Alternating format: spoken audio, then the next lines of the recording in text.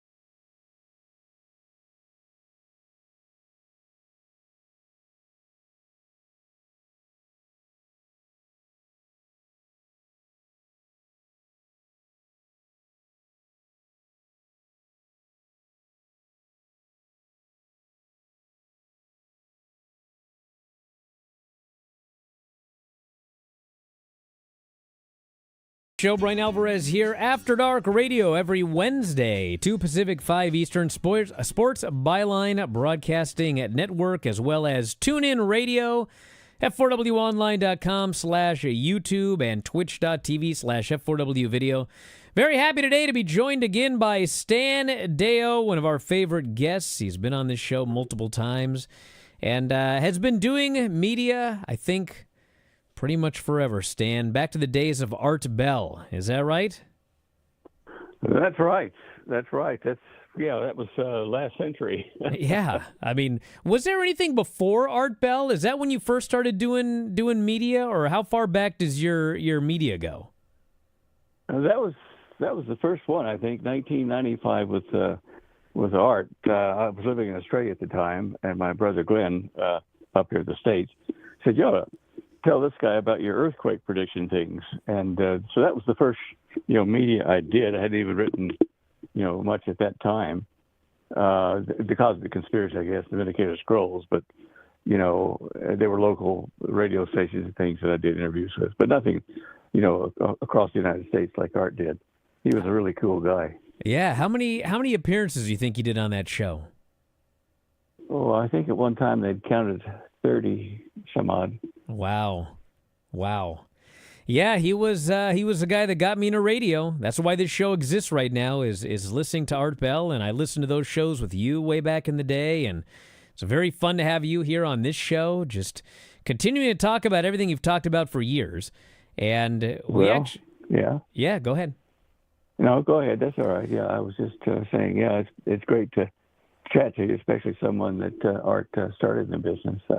At one time, I was going to take over the Australian representative for Clear Channel for his show. Really? So, we were closely affiliated behind the scenes. Yeah, when he left Sirius and did the Dark Matter radio network over the internet, I was actually one of the hosts on that network. So I kind of got to actually work with Art there for a while, about a decade ago or however long ago that was. So that was very exciting.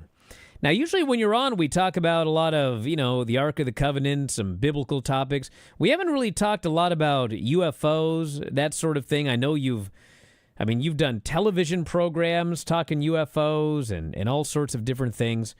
But before we get into that, we had a question already from the chat, which is your thoughts on 3I Atlas, the interstellar object that I believe at this point is nearing Mars. Is that correct? I think so, yes. I haven't checked it today, but yeah, somewhere in that vicinity. What is your take when you say Mars, on this? It's in the orbit of Mars, not just the planet Mars. Yeah, go on. I'm just wondering, what's your take on 3I Atlas? Because it is controversial. Some people think, this could be an interstellar craft. Other people think it's a natural object. Avi Loeb, of course, has talked a lot about this. Where do you fall? I'm undecided at this point. I do know that the velocity component of it, the speed of it, does indicate that it's from outside our solar system. And it's the second object, Oumuamua came back through here, I don't know, a year or two back. And they were both long cylindrical things. They might have both been produced by the same astronomical event that shaped them. But, Avi Loeb's description of its gravitational behavior does indicate that it is possibly under intelligent control. So I'm kind of waiting until we see it a bit closer. It would be interesting to see, for sure. Now, when we talk about the two objects, Oumuamua and 3I Atlas, these are the first two that we have discovered, and both of them have been discovered within the last couple of years. So would you say that is unusual that happened? Is it possible? You said they might both be similar or came from the same source. Would you say that maybe is why they're here in such close proximity? Is there another reason that these are the first two that we've seen? Have we not had the ability to see them before? Or why have we had two in 5 years? Well, yeah, we haven't had the technology to detect them until, this last 2 centuries, I guess. And so before that, we don't know that we missed others. It's hard to make a statistical evaluation of it until you get more sightings. But it is interesting they've come this close together, and like I said before, it could be the result of some astronomical event that created them both and shot them away from wherever they were. It'd be interesting to know if they could figure out where they came from, but we don't have the technology on hand to do that yet. In another look at it, I would say it is interesting that these are occurring, that it's so close to the time we're going to have a nuclear war or global conflagration of some sort here on planet Earth. I have said for many years that I expect to see aliens in flying saucers, special craft like that, making themselves known to humans. I think they've been interacting with humanity for centuries, for millennia actually. And this may be the lead up to announcing their presence again to the modern world in an effort to organize the planet into one world government under an Antichrist leader that they will appoint.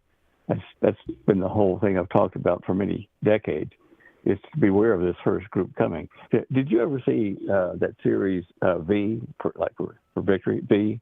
I remember it, but I was like, I feel like I was like 10 or 11 years old, so I don't remember it. All right. Let me tell you that it was a fictional presentation turned into not only a movie but a series, and it was about aliens coming to Earth, meeting with humans on top of the UN building at night, landing their shovercraft on the roof of the UN building. And they looked like us, except their eyes had vertical slits, up and down.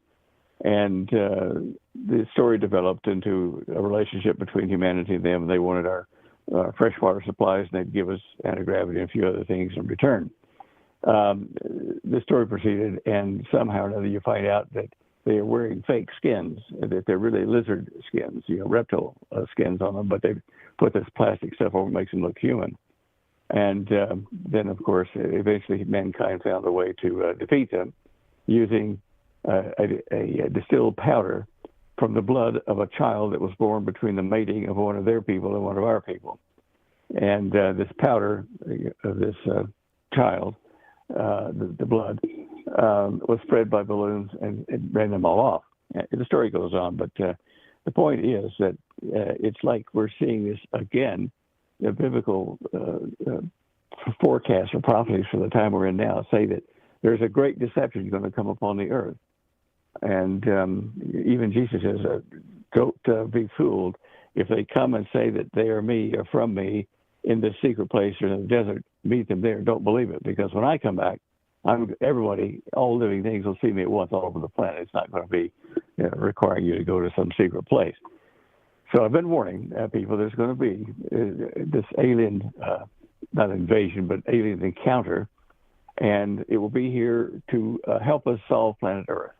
And one of the things they will offer is to get rid of the deep state, the Illuminati, and all these little gray critters and reptilian critters that've been hurting people and abducting them, that kind of stuff. And we're going to think that's really great. Get rid of these bad dudes, help us set up the planet and give us technology.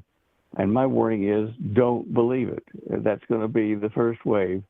And when Jesus comes at the end of the tribulation, which is, 7 years later from their announcement, I guess, or the beginning of the tribulation period.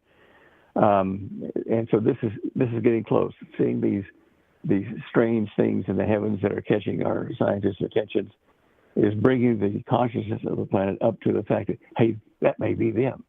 And there have been a number of things, productions that have been telling people, hey, they may be coming, let's have a look. So that's where I think we are. All right, we're going to head to a break. We're going to pick up there. When we come back, we'll also talk about the reptilians. And recently there were a lot of rumors about a week ago of the rapture, which did not occur. So we'll talk about that as well. And back in a moment. After Dark Radio, Sports Byline, Broadcasting Network.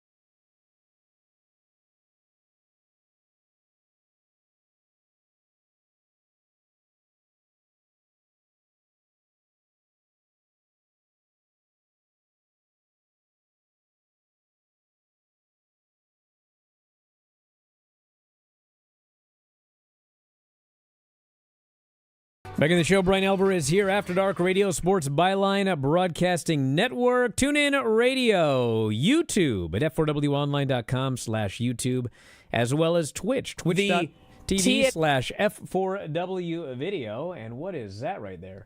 All right, Stan Deo is joining us here today, and we got a lot to get into. We were talking about the V. Movie series. It was television series and movie, correct? Yeah, and there was a series of books written by the author Howard Johnson. Yes. Now you mentioned the Reptilians in V, and when I've been reading about UFOs and aliens and everything my entire life, and when I was young, we were just sort of getting into hearing about the Greys. I think it was kind of around the time that Whitley Strieber's Communion came out. But I didn't really hear about reptilians until, it seems, later. People talk about them all the time now. Were these a thing before V? Or, did the V television series and movie come out with aliens that were reptiles, and then everybody started seeing reptilian aliens? Which came first? I think the series did, as I recall. The one that sticks in my mind was some video show I watched there about the strange, anomalous events, and they talked about the testimony of a young fellow that was in Louisiana, dark one night, and he was on a dark, empty road out in the country, and he got a flat, and so he was changing it. And when he was putting the stuff back in the car, he saw a man, a human, walking toward him from the swamp gas there around the car. And the guy had glowing red eyes, and this could also be a function of the light that shone on the guy's eyes back in the back of the optic area there. Dog's eyes grow green, maybe his grow red. I don't know, from the light hitting the receivers in the back of his eyeball. But anyway, this guy had glowing red eyes, and as he came toward him, he saw that his hands were webbed, and that he had scale-like skin. This scared the guy. He jumped in his car, takes off down the road, and this thing runs after him, but he gets away from it. Okay, that's what I remember of recent times, but this is way after the B series, because that was in 1977, 78, maybe in 79. It continued that long. So, yeah, I think that people may have been more aware and looking for these kind of things, but sightings of them, reportings of them have been, pretty limited. We've had much more reports of Greys, Nordics, that kind of stuff. So I don't know what to tell you other than that. Now, we were talking about Oumuamua and Three Eye Atlas, and you said you were undecided on Three Eye Atlas as to what it is. Are you undecided on Oumuamua as well, or have you decided one way or the other on that? No, I'm leaving that in the question mark because of the gravitational behavior of it. It didn't seem to follow natural courses of gravitational fields in our system either. I might be completely wrong, but I'm leaving an open mind as a scientific investigation. Now, you mentioned the possibility of nuclear war and the fact that we've got these two interstellar objects that, people believe may or may not be artificial, and how perhaps one is tied to the other. And that brings us back to 1947, when we had the Kenneth Arnold sighting, Roswell, the explosion of UFO reports. And obviously there had been UFOs seen, for thousands of years prior. They'd been called something else, but they'd always been seen. But there was a big explosion of sightings in 1947, which was 2 years after the atomic bomb was dropped. So do you see that as a coincidence, or do you think that perhaps the reason those sightings exploded was because they came here to see what was happening with the nuclear explosions? Well, when you say they, I assume we're talking about whoever they are. Yeah, from off the planet somewhere. Yes. But the reports, as you said, have been going on for thousands of years. They call them different things. So they've been here all that time watching human progress. So it wouldn't have been a surprise that we had a nuclear bomb go off. They were probably aware of the fact that we were building them at the time because of various radiation signatures that would have been available even from orbit. So, yeah, I think that they have been here watching and helping mankind develop. From a biblical point of view, they're doing the wrong thing in that they were releasing technology to us that was beyond our developmental stage. In the Old Testament, God talks about don't give technology to these humans. And this is a violation that the fallen angels spoken of did. They've been feeding us technology all along. And I think the reason is this. Satan, the leader of these people, is in a confrontational war with the ruling power of the universe, of universes, I suppose, parallel universe as well, God. And this war has been ongoing in our time for thousands of years. And the conflict is going to be decided here on earth, according to the Bible, to be one great battle between Satan and his minions and his technology and God returning with his through Jesus. The World War II advanced our technology to the point where we had a lot of technological assembly lines, to build planes and bombs and that kind of stuff in place after the war. So Satan needed to have the production of a lot of technology here that he knew about back where he came from in the parallel universe where God is, but he couldn't bring it through the portal when God cast him and his minions down here to earth. So that they were looking for raw materials to build weapons and technology with, and they needed to have, mines. They needed to have ores. They needed to have assembly lines. And so they made a deal with us when we were advanced enough to build, to help us by having them build us tunnels and underground facilities and manufacturing complexes where they could make their own weapons much more advanced than ours, and not considering us at all, but considering the battle they're going to have to fight against Jesus and his return army, which will have much superior technology to ours. So they encouraged us, helped us to find ores, to find technology, to do the bombs, to do various other new advanced weapons we've got. And that was so they could use them. They're only using us as minions, whether people realize or not, they were helping them. We were just kind of volunteer as slaves to build the technology that Satan needs for the Battle of Armageddon, which comes at the end of that 7-year tribulation period. There's so much I could say about this, but I don't want to take up all your time. Well, when we talk about, I guess you would say the cosmic deception, these you believe are not aliens. They are, I guess, would you say demons? Would that be the best way to? Well, some of them may have that attached with them, but they are going to be humanoid like we are. And it's but minions of the devil. Say again. Minions of the devil. Yeah. Okay.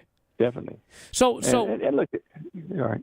I was just going to ask. So you can go further into that, but I guess my other question would be: so do you believe that all sightings of UFOs, aliens, etc., are these minions, or do you believe it's possible that there are actually life forms like us elsewhere in the universe that perhaps have visited, or maybe they haven't, there's just life elsewhere in the universe? Or do you think that pretty much everything that we have seen throughout history that we describe as UFOs would be these minions? I'm not sure. I've asked myself that question many times. Can there be intelligent life throughout a universe with, so many possible candidates and planets? Yeah, I'd say it's possible. But the ruling power on this planet is Satan and his minions. So if the others got in their way, they kicked him out. And I do think they're going to do that when they make the announcement here that we're here to help you. We're Jesus' friends and brothers of him. We can even show you videos of the crucifixion, that kind of stuff. But we're going to come and help if you let us. And we'll help you solve planet Earth and get rid of the other aliens that have been afflicting you. So in that respect, maybe there are others, but they're going to kick him out if they are. Now, you mentioned underground tunnels, and we haven't really ever talked about that much here on this show. But I've always been fascinated with the idea that there's a lot of stuff going on underground.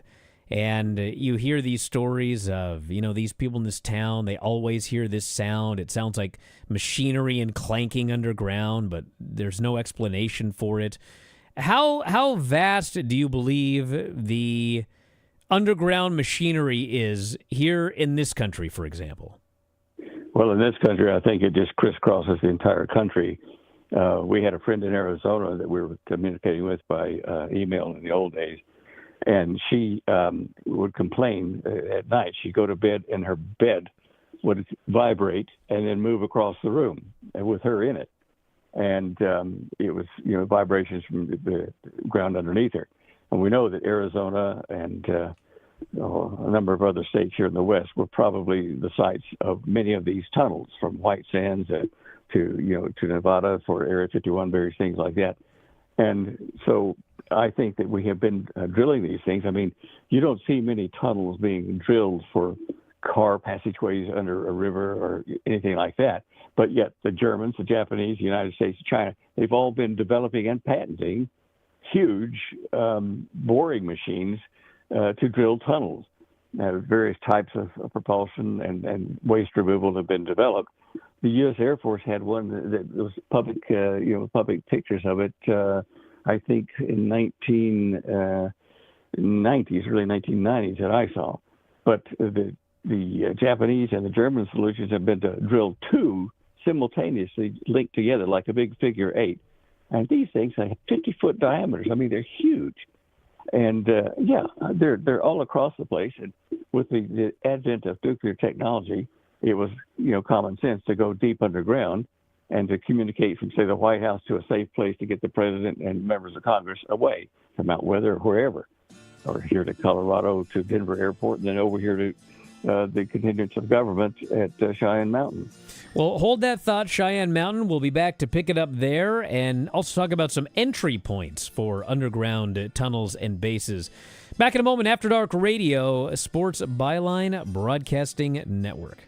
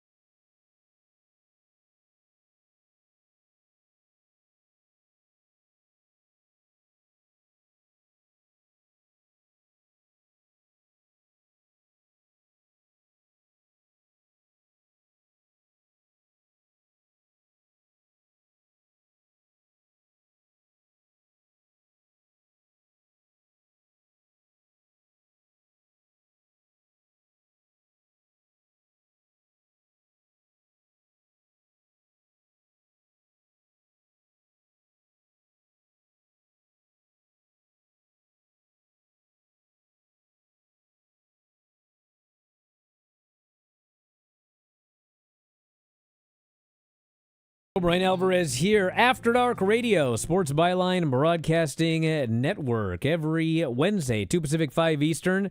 Also available YouTube and Twitch, f4wonline.com/YouTube, twitch.tv/f4w video, and TuneIn Radio. Stan Deyo is joining us here today, standeyo.com. And we were talking about underground tunnels and bases, and you mentioned the Denver airport, which is interesting because we just had a guest on talking about conspiracies regarding the Denver airport. A very weird place, this Denver airport. Yep. It's even got a flagstone that was laid there by the Freemasons marking the finishing of that project. And I often wonder why they made it such an important site in Freemasonry, but it is. It's also, like, absolutely gigantic. Like, gigantic. Yeah. I sometimes whether it's bigger than the Love Field Airport in Dallas or Dallas Love Field Airport. That's pretty big too. But yeah, it's huge, and it's close enough to us here in Colorado Springs, where we have that NORAD base. That you could see that they could either tunnel directly to us or fly and land and put people into the caves or the things that are connected to missile defense and things that we have here at NORAD. I mean, we've still got 5 or 6 missiles stored there that are interceptor nuclear missiles, believe it or not. But it could definitely be the place where they land and possibly go underground to either directly to Colorado Springs or to another gathering point to then take the government to Cheyenne Mountain. Now, actually, I think it's behind that. Yeah. Now we gotta talk about underground bases and tunnels and caverns, etc. So if these are crisscrossing the entire country, I mean, my presumption would be that people are regularly going in and out, unless I'm wrong about that. And like once you're in, you're in. I guess I should ask: is it once you're in, or do people like, hey, I got to go to work, honey, and then you go underground and your wife doesn't know? How exactly does this work? Oh, I think that there are people that work there that also have private lives outside the bases. So like in Area 51. Yeah. And there's psychological conditioning that goes on with them. And one of the things is that if they start to breach the secrecy agreement by speaking or whatever, that they will become violently ill, nauseous, and it reminds them that we've still got a hold on it. It's part of the conditioning subliminally they got when they joined the project. So are there multiple entry points to these caverns? You sometimes hear, the North Pole or South Pole. I mean, there's an entry to go inside the Earth. There's all these rumors. I mean, you can't get everybody in through those 2 entry points if they would exist. I would presume there would have to be lots of entry points all over the country if this is a giant crisscrossing network. Well, even all over the planet. Sure. The one you're talking about, Antarctica, the Germans discovered that before World War II actually started, and they were taking ships down there of visitors or tourists to see this underground facility they had there at New Schwabenland. And then you talk about the North Pole and the South Pole having holes. Admiral Byrd said he flew into a hole, I think it was over the North Pole, even though he went to the South Pole as well in an expedition. That's another whole story. But those are 2 interests that may have formed naturally because of the way the Earth expands and contracts over periods of thousands of years. And as far as other places, there will be German bunkers that were post-World War II.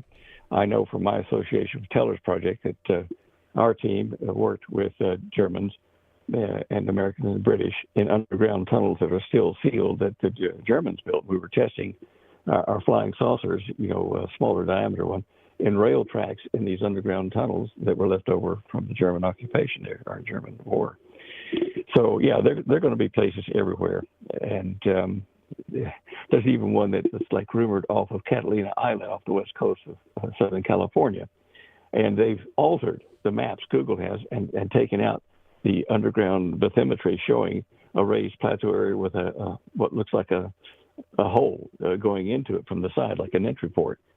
It's interesting. That's where Townsend Brown ended up, was at Catalina Island. They ended up his days there, analyzing various types of stone, et cetera, on the beach. probably related to this kind of stuff.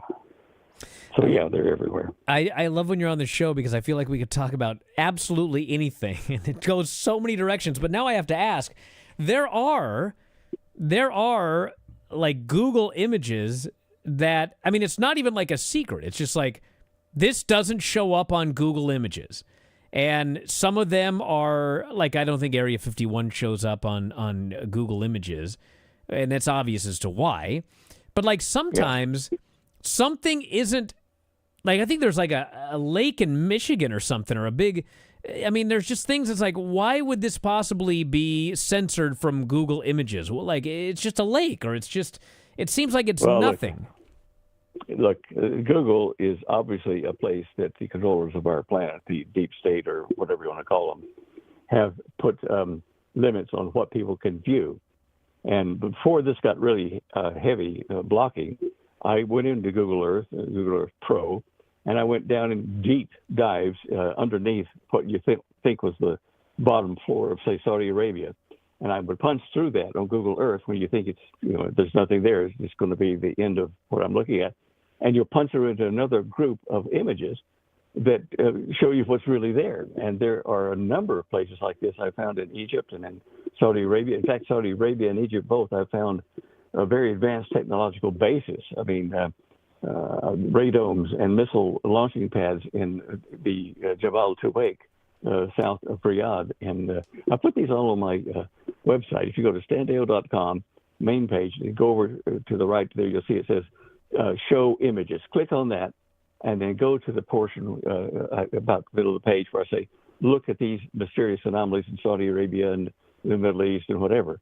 And you can see these images with the lat long of them, so you can look them up yourself if they're still there. Some of them got disappeared, but I announced it many years ago. So, yeah, this is important to keep it away from us if you're planning for a global, either a fake alien landing or a real one. You don't want to give away these things you're going to use when you announce and have this grand showing of aliens are here are their bases, and we're friends with them now, or whatever. It's such a complex thing to talk about in 10 minutes. But anyway, yeah, Google Earth has been censored, and the other map makers have been censored. Anybody that found that, they've blocked that being available to the public. Because there's a lot of stuff there. I mean, I even found an alien base that we were dealing with in the program. I was with the teller over just west of the tip of the Jabal Tuwaiq mountain range or raised area in Saudi Arabia. And I have that and a picture of that on my show images page. You just got to go, because I couldn't even possibly have found everything there. It's a big place. And you get down underneath that limit layer on Google Earth, and you'll find sometimes in the clear ocean, you can go down and dive deep into a blue space, and suddenly there will be, things appearing underneath that level of sea level. So, yeah, we're being censored, and it's for a good reason. They want us to believe that our technology, human technology, is kind of limited, and that we couldn't be making flying saucers and time machines and stuff like that, which we do. We do. We already have these things. The fields that propel these smaller craft are anti-gravity fields, but in the center of them, the passage of time speeds up.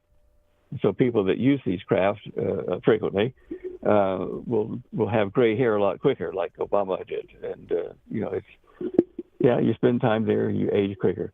So many things. I don't know where to go. There's so many rabbit holes. I mean, there's 1,000 rabbit holes, and actually, there's another one that I have to ask you about. You mentioned one of the things that would be done is they would say, hey, we can show you a video of Jesus' crucifixion. I think you mentioned something about that earlier. Yeah. And allegedly, like, there's a story of, it's like some guy claimed he invented a time machine, and he claimed that he had footage of the crucifixion, and it was out there. And then, do you know what I'm talking about? I'm trying to find it online as I talk about it. It was like some invention, the something scope. Oh man, this is gonna drive me nuts. Keep looking for it. Let me just say this: as a physicist, I'm sure that we can go forward in time a long way, but we can't go back in time. These things are set. Yeah, I don't think that anybody actually goes back in time and views it. I think the aliens, the fallen ones, whatever you want to call them, they were there at the time of the crucifixion because Satan tempted Jesus. And that technology was there. They could have recorded things to later use to deceive people into following Satan under a different name, obviously. The chronovisor. Chronovisor. Yeah, all right, I'm looking that up while you're talking. What's the deal? It says in 1972, an Italian newspaper published a photo, it said, was the face of Christ as shown by a machine that could view any point in history, and it was called the chronovisor, an alleged Vatican time travel device. So you can... Yeah, I see the pictures of it. Yeah, so you I don't know. Yeah, but what you're saying basically is unlikely because you can't go back in time. You can't go back, but can you view back in time? Possibly, because the light waves go out from our planet, out into infinity out there. If you have a way to go out, 20,000 light years or 10,000 light years even, and look back at the Earth with a powerful magnifying telescope or something, you could possibly see events on the surface of the Earth at that time because the light is out there still traveling.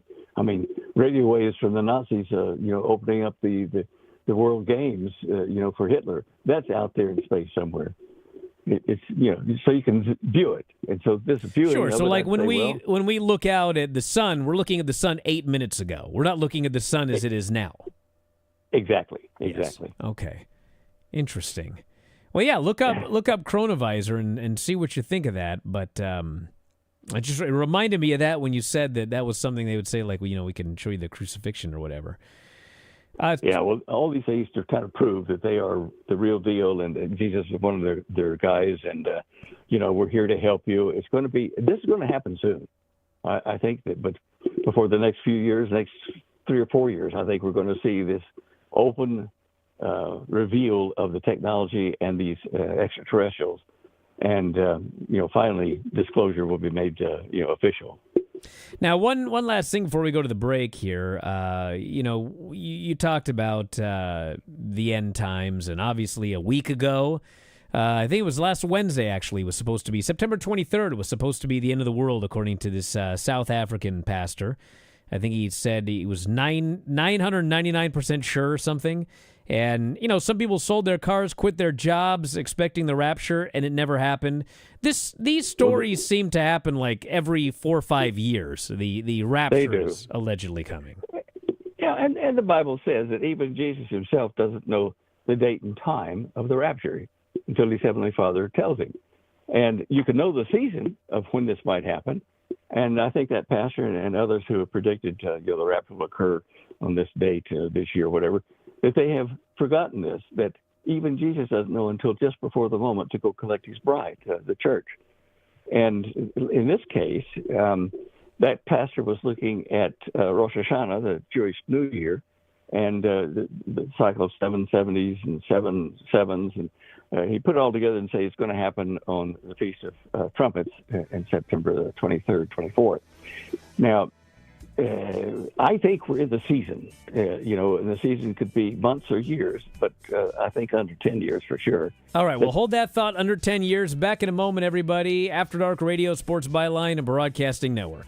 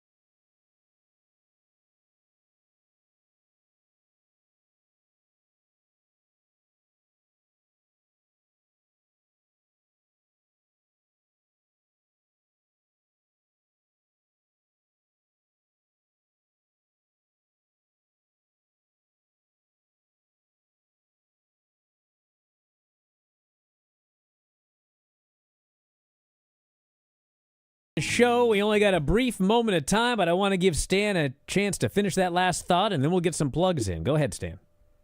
Okay, last thought on this. The possibility of a rapture occurring. There are several Jewish holidays during the year, festive days, where it could possibly be in the spring, the first fruit harvest, that kind of stuff. The New Year, which we just passed. And there's another one that people don't mention often, and that's happening today and tomorrow. And it's called the Mila celebration. And that's the closing of the gates of heaven. And the Judaism celebrates this as a solemn holy day when you confess your sins and the gates to heaven are then closed. And it was interesting, if we have a rapture, then the gates of heaven are closed to direct, rapture to the people who are left on the earth. They should have been believing before that time. So if people are hearing this after tomorrow, then, okay, I'll probably still be here and selling books on my site, standdeo.com. But if not, then you'll understand why some disappeared and some stayed. The gates to heaven are closed at the end of the Yom Kippur celebration. October 2nd. There. Well, Stan, I want to thank you so much for doing the show. StanDeo.com is the website, and everything you want to know about Stan is up there, as well as his YouTube page, which you can check out, and he's got shows up there. There's the show images we were talking about. There's articles on everything, StanDeo.com. And anything else you'd like to get out very quickly? Well, I have some videos that are on the Truth Be Told SY, the Truth Be Told Network, which is a Christian network run by Kevin Gallagher. And I do put them on Rumble as well. And for the last 2 weeks, I haven't felt well, so I haven't done the shows, but I'm trying to get back on the schedule here next week. So, yeah. Well, all the best to you. I hope you're feeling better soon. I hope we can get you back on here again soon so we can do another 70 topics in 45 minutes, my absolute favorite. TruthBeToldNetwork.org, as well as StanDeo.com.